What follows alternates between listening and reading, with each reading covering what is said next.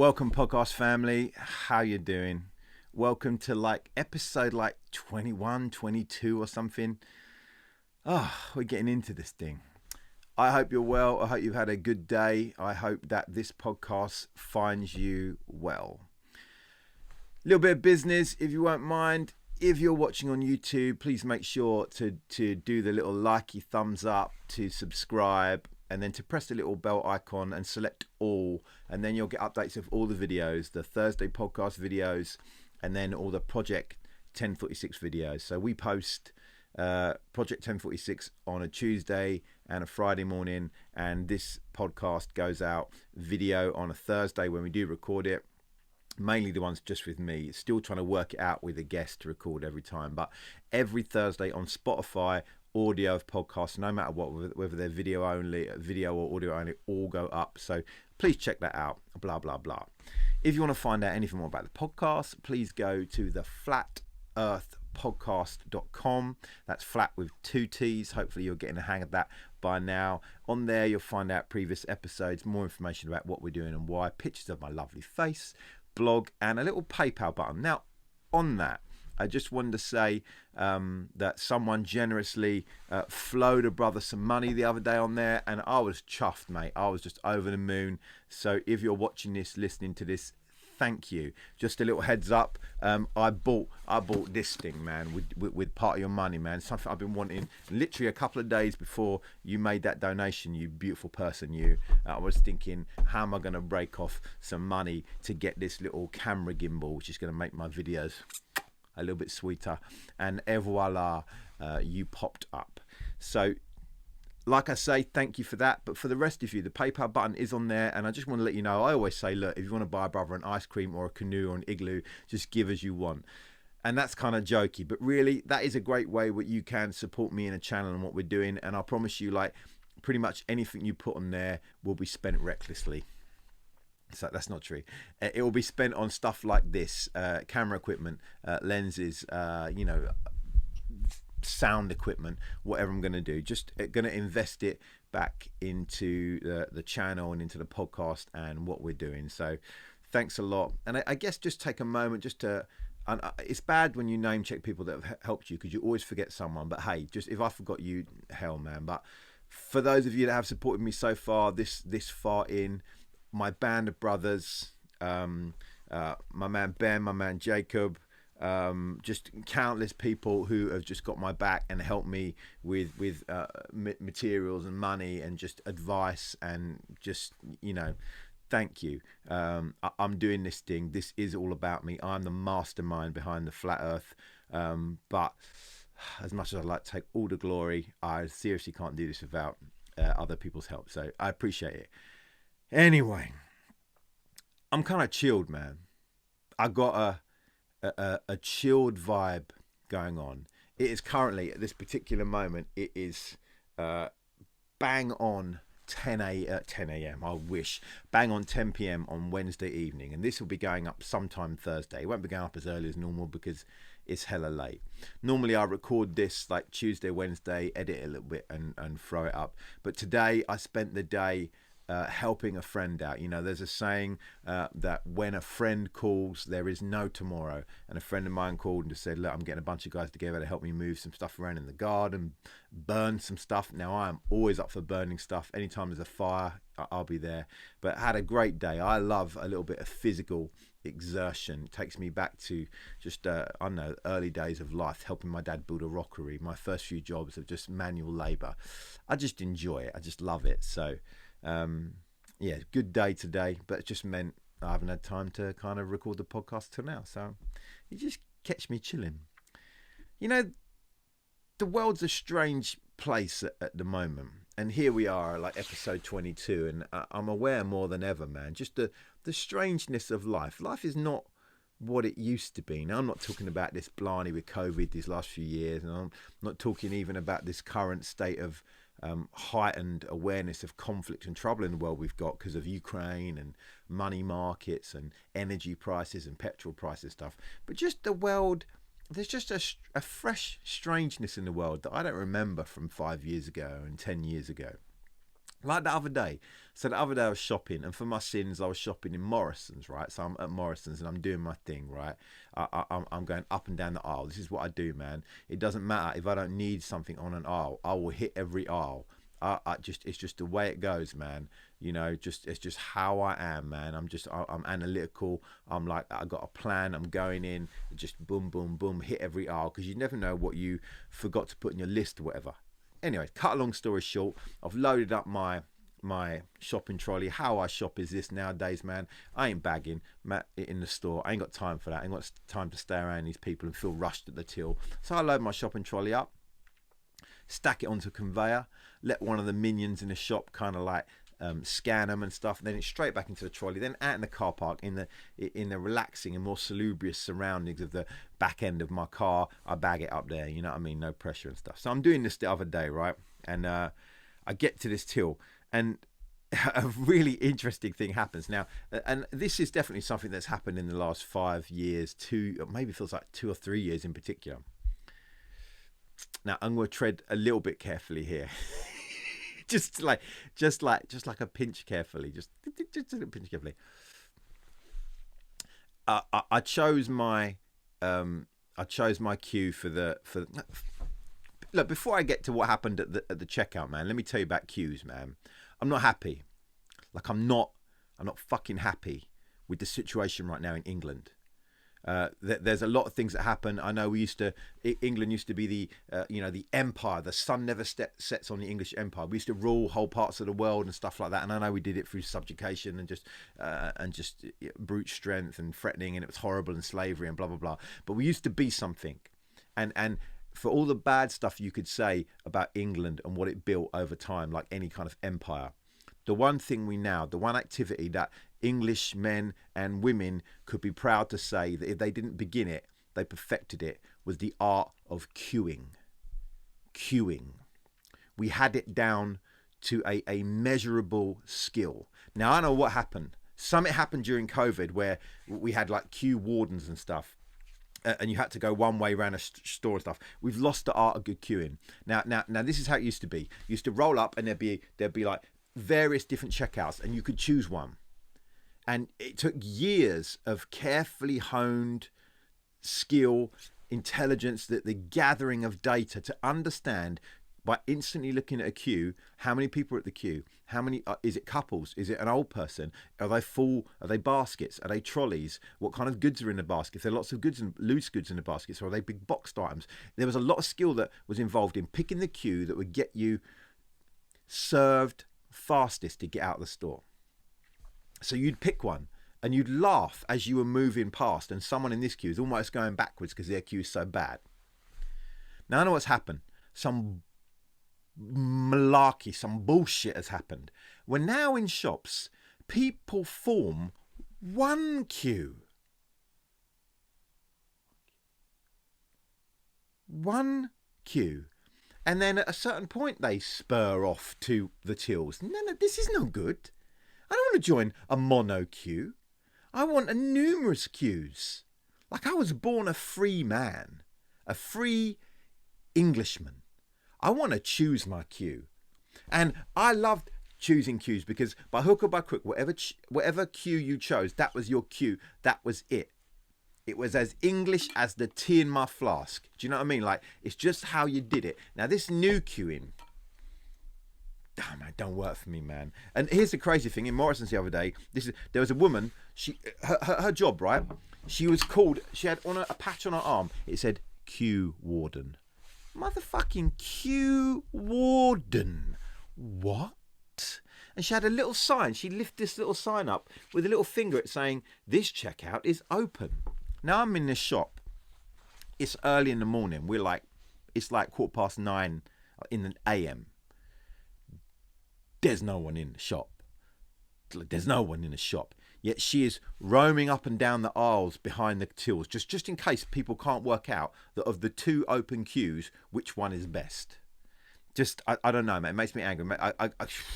It infuriates me, man. I like picking a queue. I like anyway, whatever, man. That's a little hobby horse. Forget that. Here's the important thing. So I roll up to a queue, right?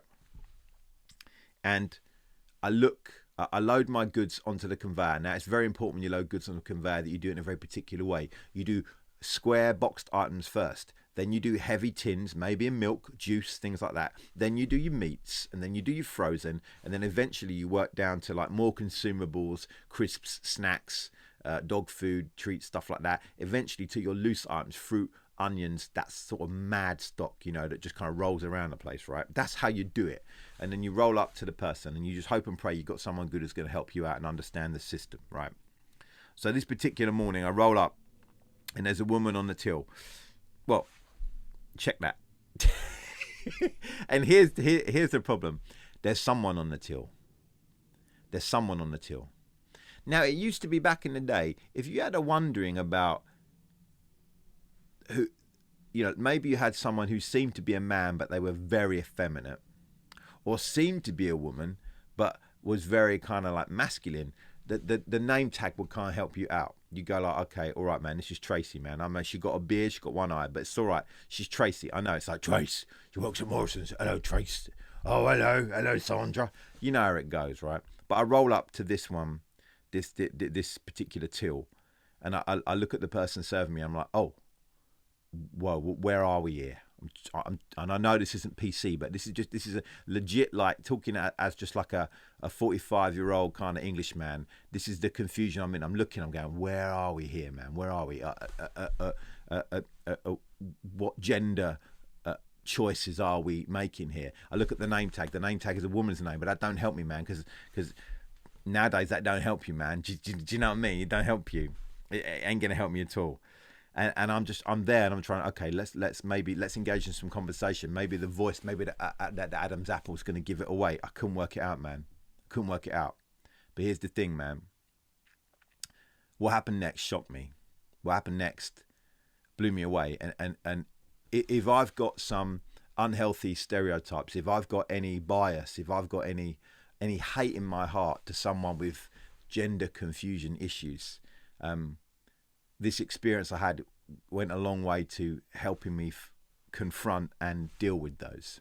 Because this woman's work ethic, this person's work ethic, off the scale. Now let me tell you, if this turned out to be the trans work ethic, like, I think we need more. I think, like, everyone should go trans. I think we should tranny up this whole place, man, because, like, she had work ethic like crazy and she understood the system. She handed me the boxes first. I was like, oh, she handed me the boxes first. I like this. She handed me the tin goods and milk next. I was like, oh, okay. And then she carefully handed me the meats next. Oh, I love this. She even checked my eggs. You know, when they check the eggs and they like have a good look. I was like, oh, she knows what she's doing, man. Then she handed me the other sundry items, some dog food, some crisps and stuff. And eventually she handed me one by one the loose fruit items that I'd chosen. I was blown away.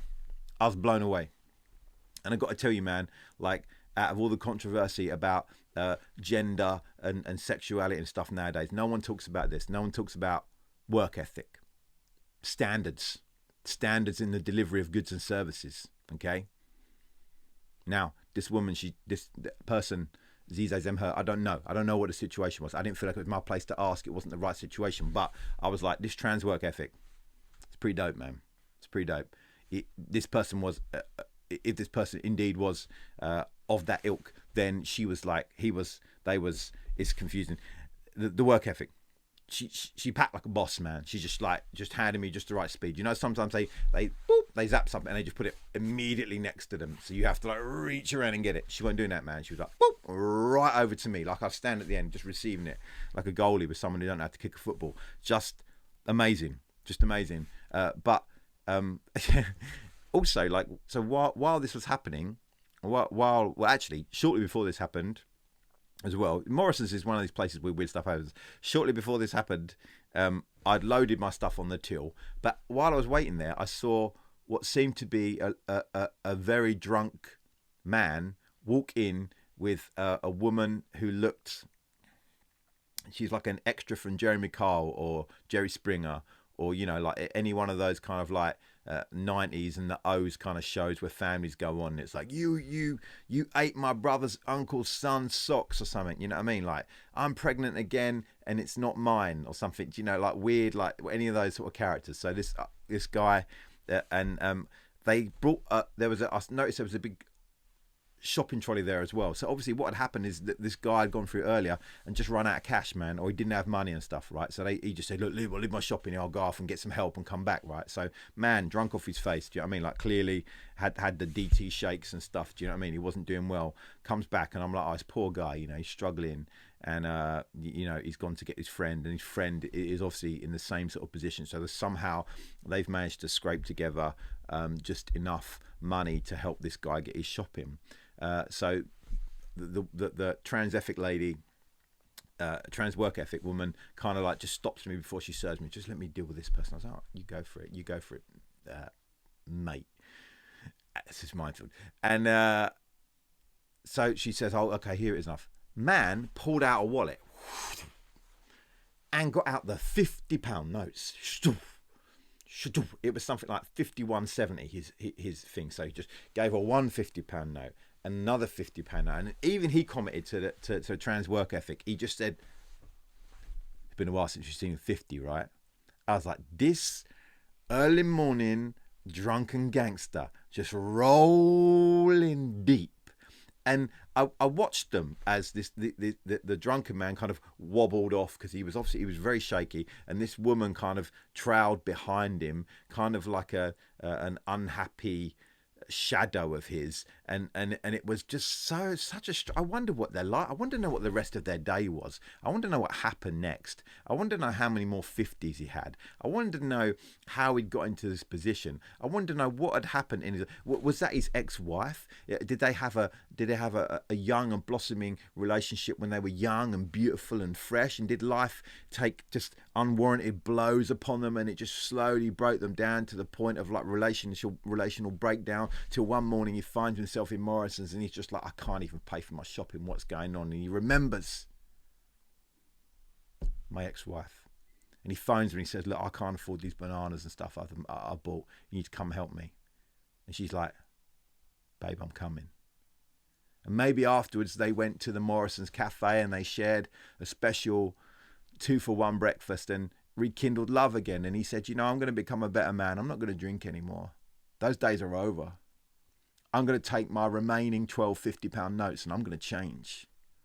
But I don't know what happened, because they just went down the road and I just carried on with trans work ethic, and I just said thank you very much, and I went away totally nonplussed. I had no idea. She had hands of a man, neck of a woman, voice somewhere in between, hair of someone trying, and just like I say, just outstanding retail skills. So it's a point of confusion for me, but things are confusing. I find everything confusing now.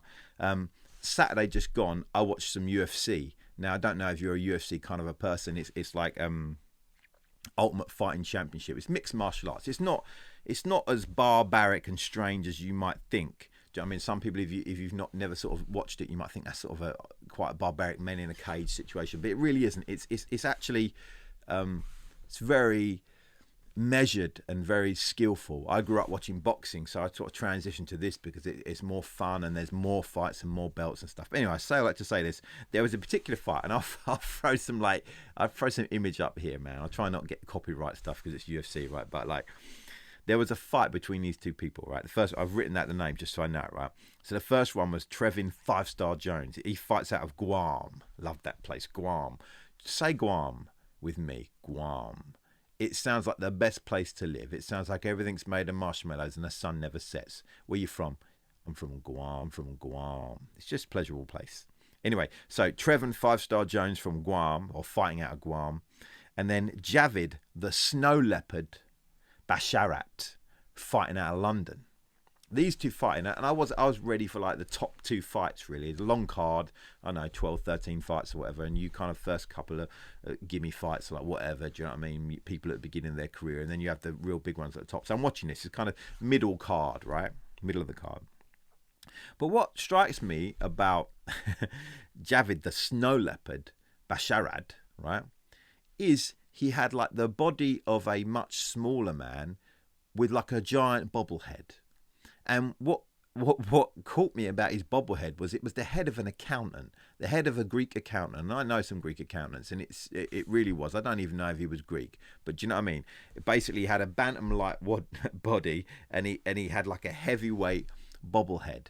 And I thought, this is going to be funny, man, because the other guy, 5-star, like Trevor Jones, he looked every bit a fighter, man, like just cut, like muscular. He had like a blonde kind of Mohican cut. He just looked badass. I was like, oh shit, this is going down, man. The snow leopard about to get his claws clipped hard. No. Oh no. Old man, small body, big head, accountant head, had the moves, man. I mean, like, I wouldn't be surprised. Like, he's definitely like he's like the accountant bobblehead, right? I wouldn't be surprised if he had special moves. Like, here's the self-assessment. Do you know what I mean? Here's the P45, man. Watch out! He's getting him in a tax return. Just mad stuff, man. And it was an amazing fight, and he won. Spoiler alert, he won. But again, I was like, you just don't know. You'd look at these two and you'd say, here's the savage and here's the mild-mannered accountant just doing some fighting on the weekend. But nah, bruv, man. He powerful.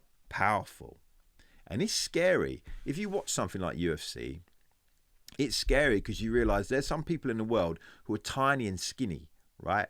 Like not 10 stone, but I don't know, like 11 stone, whatever, 12 stone, like just skinny, normal looking people. You mistake them for an accountant in the post office, and you might bump into them in the street and you might give them some stink eye, man. Just like, what's up, bro? Are you bumping into me, man? They might crease up your Jordans. You're like, why are you creasing up my Jordans, bro? And they'd be killers. It's worrying. But I remember it was like this. I remember at school, man. Like, I remember two people at school, a guy called Brian and a guy called Dino. Now, Dino had them old man jeans, right? So we were like 11 and 12, but Dino had, like, when we used to get changed in the boys' changing room, like, he had full body hair. He was full gorilla. Like, none of the rest of us had hair in any of the particular places on our body yet. But this guy, head to toe, Yeti style, man. Sasquatch. Like, hairy as all hell. Do you know what I mean? Like, looked like he'd been tarred and feather, and all the feathers were black. You know what I mean? And I always remember, like, at 12, he could climb a rope just with his hands. Mad strength, man. Something's going wrong with him. It's almost, I think his parents held him back. I reckon he was actually 25, 26 and pretending to be in like year 1, year 2 or whatever of secondary school, right? Dino. But really, he wasn't the one to worry about, because there was a guy called Brian. Now, Brian was skinny, and I remember he had a head that was so thin, it was surprising that he could fit 2 eyes either side of his nose. He had this really thin head, and it was kind of like a bone in the classic kind of, like, you know, like, I'm doing weird shape with my hands, but it was weird, a weird head. But Brian was crazy. Like, you didn't think he could do anything. You think the wind would blow him away if he didn't have like heavy shoes on. But I remember at one point in CDT, he drank some oil and he ate a bolt. Like, he straight up ate a bolt. And I was like, oh, okay, you're crazy. Never mess with Brian. See, Dino might have been like, whoa, strong, but Brian, he crazy. And if you remember the fights from like junior school, it's like, it was always the kid, not the kid who had like some kind of martial art or some kind of strength. It was the kid who could go crazy. The kid who'd just be like, just, you know, he'd just go absolutely bonkers. He was the one that 9 times out of 10 would win, man. But you could never tell by looking at him or at them that they were like that. Because people, man, it's confusing nowadays, man. Looks can be deceiving, and the world is getting stranger and stranger, man. You got to watch people, man. And the interesting thing that I'm learning, actually, through doing podcasts and sitting down with guests, and I sit down with a lot of my friends so far, but beginning now to get people I don't know as much. It's so interesting listening to people's stories, and you realize that there are no kind of average people, normal people. Everyone's got like mad stories in there. And you don't know and you can't know about them until you spend some time, or you go a little deeper. You ask a more awkward question. You press in just a little bit further than is comfortable. And then you find out what people are like. And they're very interesting.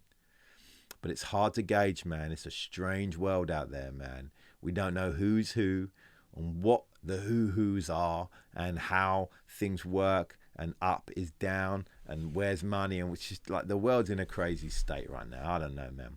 Oh no, this has been any good. I wanted to make sure I got your podcast out, and I thought I'd share just a little bit of my week and my strange experiences of the people I've met.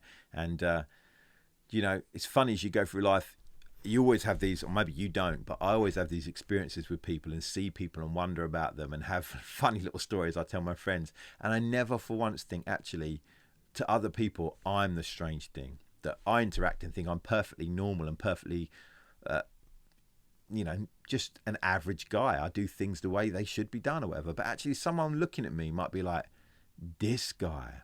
Someone looking at me be like, I saw a guy in Morrison's the other day, you know, and he took ages stacking his food on the thing, and he was so particular. He did like box first, and then he did like tinned goods and milk, and then he did his meat, and then he did like his various consumables, and then he did his loose fruit and stuff, man. It's really weird. And then I watched him, and he just seemed to stare endlessly at the person on the till. It was so strange. And actually, there was a moment before this strange guy that I saw, this ginger guy with glide, beautiful guy, but like strange looking, striking. It was a strange moment where he eyed up an old man with £50 notes and a woman, and when they left, he followed them all the way like a dog looking at someone who'd stolen his bone. He's a weird guy, and I would see that guy. He didn't bag anything up. He went out to his car, and he seemed to be laughing to himself. The world is strange, and sometimes we could think like the world is strange, like to us, like we're normal, it's strange. When we realise actually we're strange. But we don't see it because we're like, well, this is me. Of course, this is how I do things. But we are part of the makeup of the strangeness of the world. Oh, no. Anyway, bless you guys. This has been me, just in and out, a little bit of you and me time. Thanks for listening. And we'll be back to some guest action next week. Kind of like trying to nail down a couple of guests that agreed to come on. We're just trying to get dates sorted out. But it's going to be good. Either way, it's a win-win. Bless you guys. Have a great week, and I'll see you on Friday for the weigh-in. Big week for the weigh-in. Big week, because if we reach 2 stone total weight loss this week, right? If we lose like 2.5 pounds this week from last week, then we are at a 2 stone deficit of weight, and that means we can get back on the skateboard, where it's over there somewhere hanging on the wall. We can get back on our skateboard, and that's going to be hilarious, filming some stuff. And that's why I bought this. Thank you very much, Mystery Giver. I bought the iPhone gimbal so we can track me falling on my face. Bless you guys. Have a great week. See you Friday for the weigh-in. See you Monday for a check-in. See you next Thursday for the podcast again. Blessings. Later.